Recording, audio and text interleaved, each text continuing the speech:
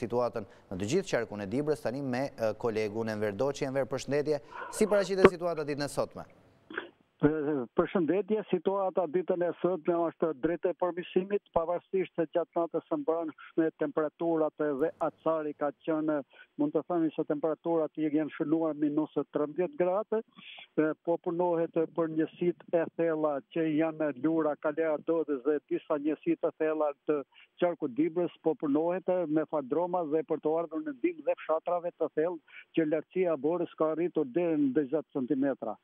Por problem ngelet dhe në rrugët nacionale se prezenca e akullit gjatë orëve të para të mjesit si në Kuks Peshkopi, Kuks Maqellar dhe Kuks Bulqiz ka patur probleme her pas here në disa segmente kur orientohen drejtuesit e mjeteve që të përdorin në zënxhir.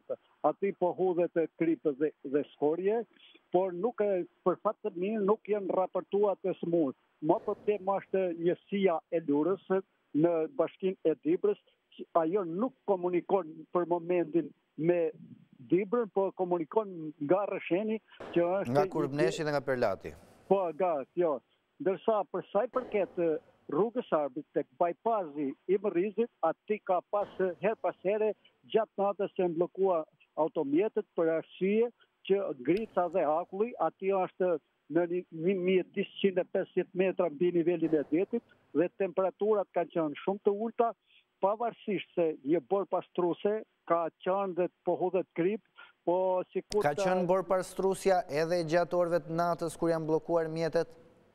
Tani do ta theksoj se borë pastruesja ka qenë, po rruga është shumë ngushtë dhe mjetet që janë bllokuar para që ditën e shtunë që kanë ngelur të blokua, akoma mjetet janë në atë vend.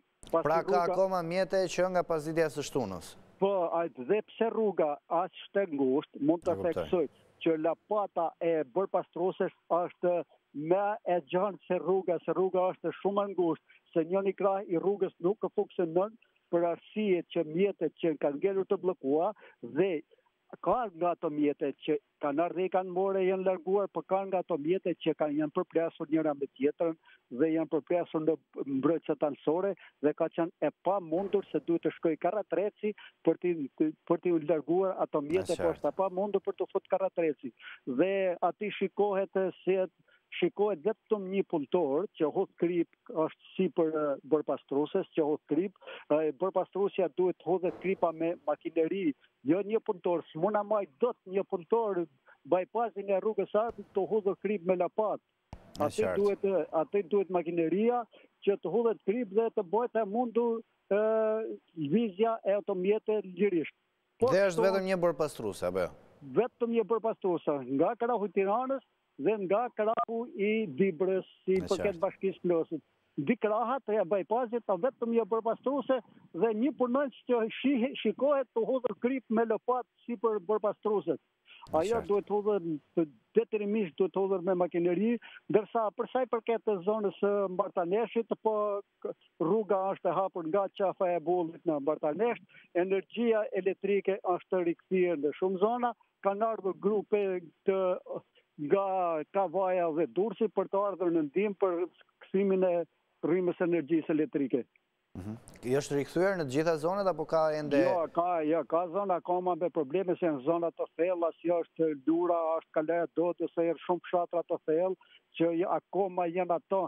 Ajo është ajo linjë elektrike që është bën që në kohën e komunizmit dhe telat e shtyllat janë të amortizuar dhe bora ka me lagështirë dhe janë fri pemët dhe kanë futur telat dhe shtyllat dhe kjo ka qenë një problem shumë i madh.